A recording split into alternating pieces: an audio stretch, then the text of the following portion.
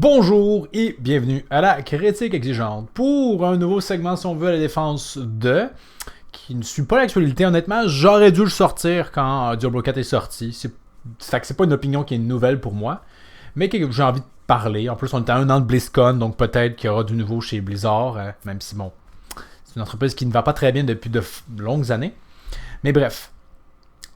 La franchise Diablo, mais particulièrement Diablo 3. Donc, c'est une franchise qui, on le sait, était légendaire avec Diablo 1, Diablo 2, son extension bien évidemment.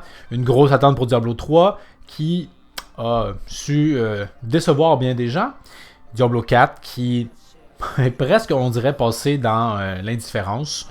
Faudrait voir c'est quoi ses ventes, honnêtement, mais je vois pas beaucoup de gens m'en parler avec tant d'enthousiasme. Et pour ce que j'en ai vu, effectivement, au niveau de l'histoire, on a l'impression que la série sait plus quoi faire. Et ça peut se comprendre. À un moment donné, c'est pas toutes les histoires qui peuvent se décliner en temps d'histoire.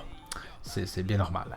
Mais, quand on pense à Diablo, à la franchise, on a toujours en tête le légendaire Diablo 2, qui a eu le droit, son remake, remaster, récemment. Et comme quoi, c'est comme la référence, c'est le jeu Diablo. Mais, comme je l'ai déjà dit dans une vidéo précédente, pour moi, c'est un jeu qui était très bon à son époque, mais qui a mal vieilli. Pour moi, Diablo 3, c'est l'expérience ultime Diablo-esque. C'est le meilleur jeu des 4. J'ai pas joué au 4, mais je suis convaincu que le 3 est meilleur juste parce que son histoire, quand même, elle est probablement plus en vente. Sans être formidable non plus, là. Donc, allons-y dans le détail. Qu'est-ce qui fait en sorte que pour moi, Diablo 3 est tout bonnement excellent. Et les gens qui étaient déçus, ben, honnêtement, je le comprends pas. Mais avant, on va presser une parenthèse. Je vais vous parler de Diablo 3 comme il est maintenant, comme il est en fait depuis plusieurs années. Pas le jeu qui était à sa sortie. Parce que c'est sûr qu'à sa sortie, les gens se sont rendus compte que, hey, c'est décevant. Mais c'est parce que c'était quand même très similaire à Diablo 2. Hein? Tu fais juste te retaper la même histoire à un niveau de difficulté plus haut à chaque fois. Forcément, c'est pas hyper enlevant. Il y avait aussi l'hôtel des ventes. Hein, on pouvait acheter des objets avec de la vraie argent. Et ça faisait polémique. Ce qui était, je trouve... pas forcément, c'était hypocrite sans... ces critiques-là étaient hypocrites sans le vouloir probablement parce que, je leur ai dit, Diablo 2 c'était un jeu élitiste. Si tu voulais avoir de l'équipement qui avait de l'allure, ben il y avait pas mal, juste 3 possibilités. Trop jouer, et encore j'ai trop joué puis j'ai pas eu cette chance-là. Prends avoir un bot ou payer. C'était possible via des sites, c'est sûr que c'était pas chapeauté par Blizzard, mais c'était possible de payer pour avoir ton équipement. Ça se faisait sur le côté. Donc là, Blizzard débarque et je dis qu'ils vont le faire eux-mêmes. Considérant qu'avant c'était ça, c'est à mon avis pas...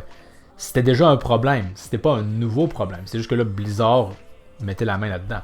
Donc, il y a ça. Donc bref, j'ai vraiment jugé le jeu comme il est actuellement, c'est-à-dire avec son extension et tous les ajouts qui ont été faits. De la même façon, ça peut être comparé quand même à Diablo 2 aussi, avec tous ces ajouts qu'il a eu à ce moment-là. Donc, d'emblée de jeu, on va se dire, l'histoire, elle n'est pas si incroyable que ça. Toute l'histoire de Nephalem, qui est un peu un déguisement pour Gary Stu, c'était pas folasson. Et la plupart des... Le gros problème, je dirais, c'est que les méchants ont beaucoup trop de dialogue et viennent tous gâcher leur charisme rétroactivement, que ce soit Asmodan ou Diablo, dans toutes les quêtes, genre comme Mortel, si tu n'arriveras pas, mes tours du démon vont toutes te détruire. On détruit les 10 tours. Mortel, c'est pas grave si tu détruis les tours du démon, je vais quand même te voir à la fin. Ils avaient plus beaucoup de charisme. C'est pour ça que quand même dans Reaper of Soul, l'extension, Malthael, heureusement, il parle pas beaucoup. Donc son charisme demeure intact. Il aurait vraiment fallu que ce soit plus comme ça dans tout le long. Donc niveau histoire, là-dessus je pense qu'on peut tous être d'accord. Diablo 2 a quelque chose de peu plus mystérieux. C'est une histoire qui on tente pas de faire croire qu'on est un acteur dans ce rôle-là. C'était mieux. Globalement, il y a un peu plus de mystère, et voilà, etc. Mais honnêtement, c'est le seul point, là. Au niveau de la rejouabilité et du post-game content, du contenu post-jeu, passer la fin, il y a tellement plus à boire et à manger maintenant là-dedans. Là, On peut faire toutes les espèces de bounties qui sont en chaque différent acte. Il y a les failles de Nephalem, les super failles de Nephalem. Il y a le Canaille Cube où on pouvait, je pense, faire des petites missions, je sais plus trop quoi, pour débloquer des perks supplémentaires. Dans Diablo 2, il y avait la fameuse, presque impossible, mais faisable, mais c'était ridicule. C'était ridicule à quel point c'était long. Course pour atteindre le niveau 99. En soi, c'était un exploit, puis c'était quand même bien. Mais qu'on a à la place les points Paragon, qui est aussi quelque chose d'infini. mais qui est plus facile à progresser dans cette infinité-là, c'est quand même, je trouve, beaucoup plus valorisant que juste comme « Hey, j'ai réussi à faire 625 ballruns et je suis finalement rendu à un niveau de plus », c'est juste aliénant. Tandis que les paragons, ça se débloquait plus de façon naturelle. Et en plus, à travers les foils de Nephalène, etc., il y avait d'autres moyens d'y arriver. Il y avait aussi la difficulté, qu'on pouvait toujours crank up toujours plus. Je ne sais même pas s'il y avait une limite à cette difficulté-là. Mais bref, qu'on pouvait faire ça, c'est quand même vraiment un sacré bel ajout. Aussi, jadis, il fallait se faire des personnages différents pour toujours retester. Jadis, je pense dans la Resurrect, il y a un moyen de juste comme, remettre à zéro nos trucs et repartir. Tant mieux, dans la version Resurrect, si c'est le cas. Mais bon, bref, dans Diablo 3, tu peux rechanger ton build comme tu le veux à ta guise. Fait que c'est quand même bien. C'est sûr que c'est quand même grisant de dire « Ah, je vais me partir un nouveau personnage ». Il y avait quelque chose à l'époque qui était comme... Ça marchait bien. Mais de nos jours, c'est comme si on n'avait plus le temps, ou c'est moins en vieillissant, ou le fait qu'on a beaucoup trop de jeux ou d'autres jeux qu'on peut s'essayer. Mais bref, cet aspect-là dans Diablo 3 est vraiment très agréable de pouvoir juste changer nos capacités sur le qui-vive. Et à mon avis, donc je dis, il y a tout le contenu qui est super intéressant, mais à mon avis, le point qui fait que Diablo 3, c'est vraiment, à mon avis, l'expérience Diablo Ultime et qui est bien meilleure que Diablo 2, c'est justement que ce n'est pas un jeu élitiste. Si tu vois qu'il y a un build quelconque, en jouant, tu vas réussir à trouver l'équipement. Ça va peut-être te prendre 5 à 10 heures, mais c'est jouable. Et non pas, bonjour, ça fait 3 ans que je joue à Diablo 2 et j'ai eu le droit à un Shaco qui tombe. Non, dans Diablo 3, le drop rate a du sens. Les équipements arrivent. Pas hyper rapidement, mais ils arrivent. Faisant en sorte que tu n'as pas besoin de passer par un bot. Tu n'as pas besoin d'aller passer par un site internet pour acheter ton équipement. C'est possible d'être balèze sans devoir dépenser de l'argent ou de ne pas avoir de vie.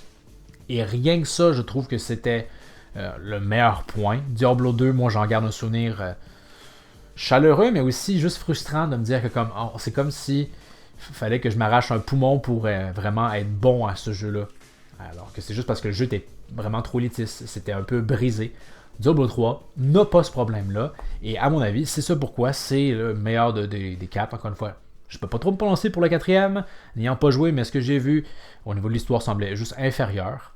Et, peu inspiré.